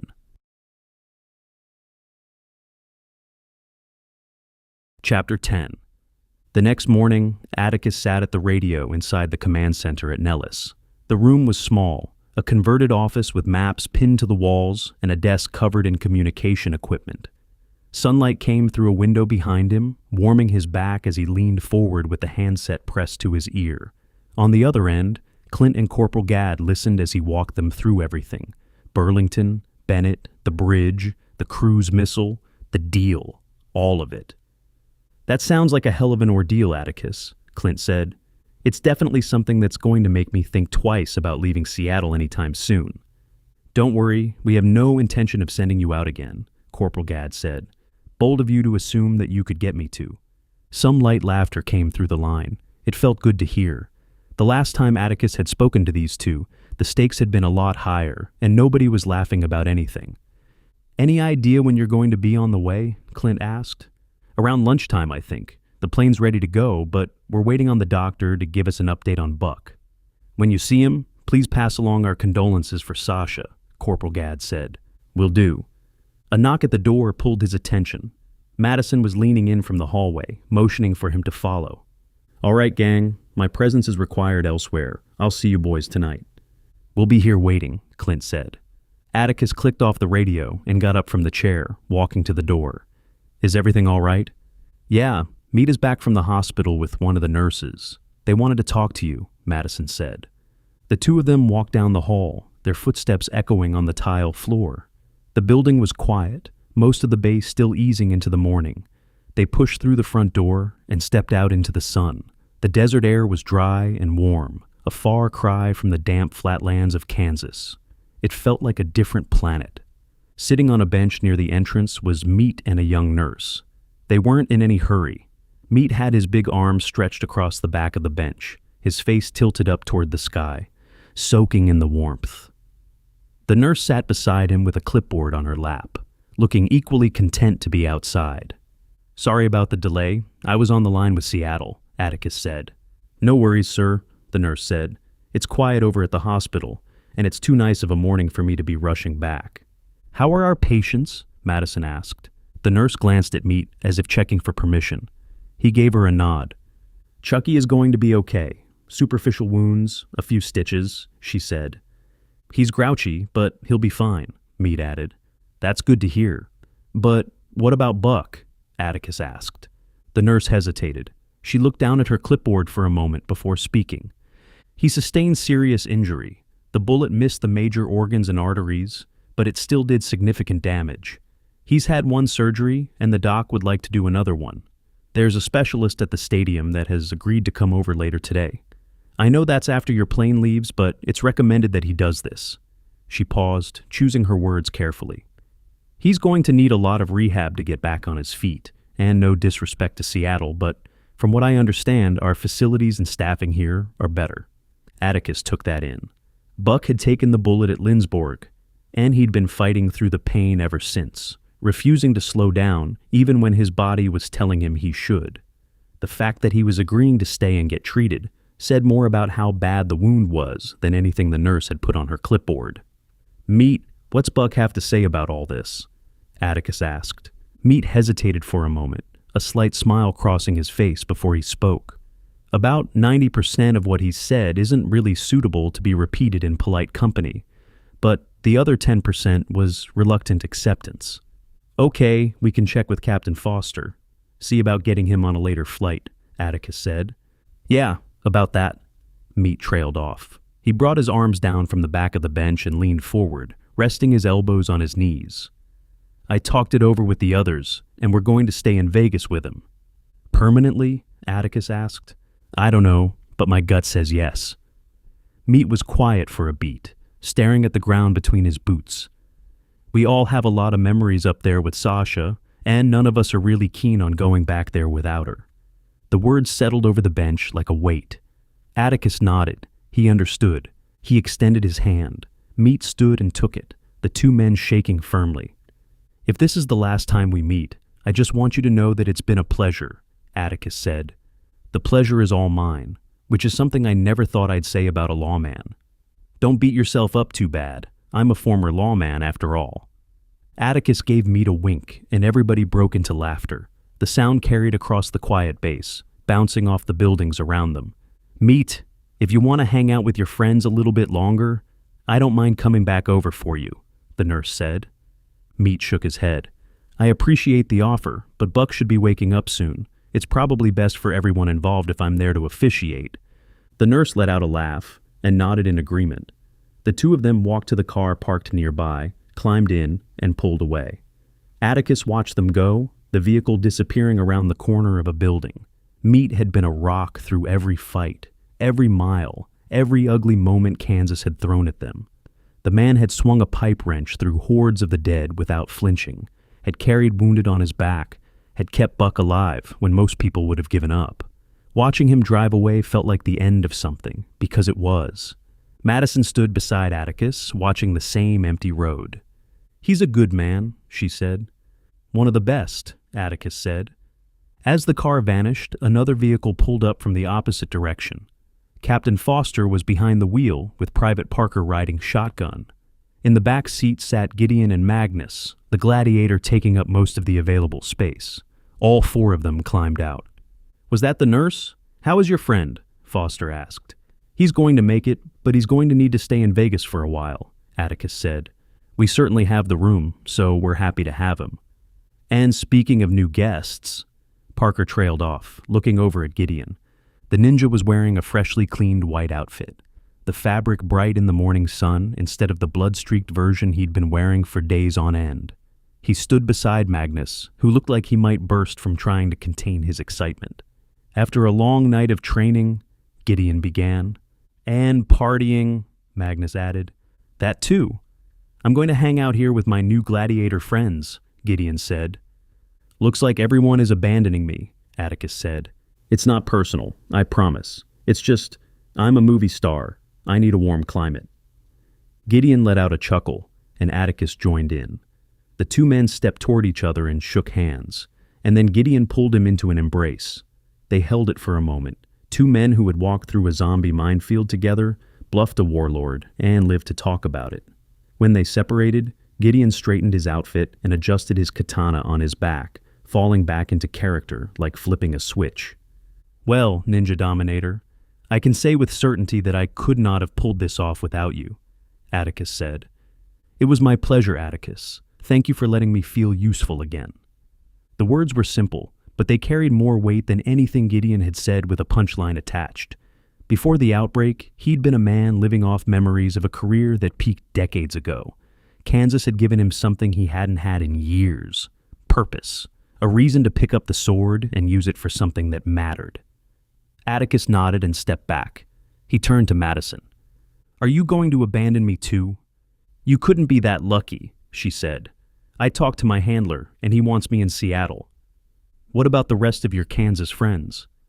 "Most want to go to Seattle, but Connie and Piper want to stay here.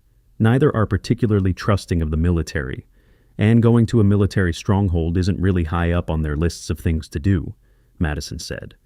"I told them that there's only a handful of us here in Vegas, and that they're more than welcome to put down roots here," Foster said. "I hope that they do that. They deserve some peace after what they've been through," Atticus said. He meant it. Connie had spent weeks fighting Bennett with whatever she could scrape together, losing people along the way. Piper had pushed through every engagement on a bad leg without complaint. Both of them had earned the right to sit on a balcony somewhere on the Strip and not think about Kansas for a while. "We will do our best to take care of them," Foster said. "Last I saw them, they were catching a shuttle down to the Strip," Parker said. "Some of our people down there got them set up with a suite." "So much for a tearful goodbye at the airstrip," Atticus said, half joking. "I'm pretty sure they're both still a little pissed that Bennett is still alive," Madison said. "It's probably best this way." Atticus thought about it. Connie had lost people to Bennett. Piper had fought beside them. Letting the man who had caused all of that suffering walk away with his kingdom intact wasn't the kind of decision that won popularity contests. But it was the right one, or at least the one that kept the most people alive. Sometimes that was the best you could do. He nodded. "Fair enough." Atticus looked around at the small group standing in the morning sun. Foster, Parker, Gideon, Magnus, Madison. Some of them he'd known for weeks, some for days, some for hours. All of them had played a part in getting 50 people out of Kansas alive. It wasn't the ending he'd imagined when he first set foot in that state. It was messier than that, and quieter, and more bittersweet than any clean victory had a right to be. But they were standing in the desert sun, breathing clean air, and the people on that plain were safe. That counted for something. That counted for a lot. "All right, Captain, I think we're good," Atticus said. "The plane's ready when you are," Foster said. "Let's get over to it then. I have a little girl who is ready for me to be home for good." The end.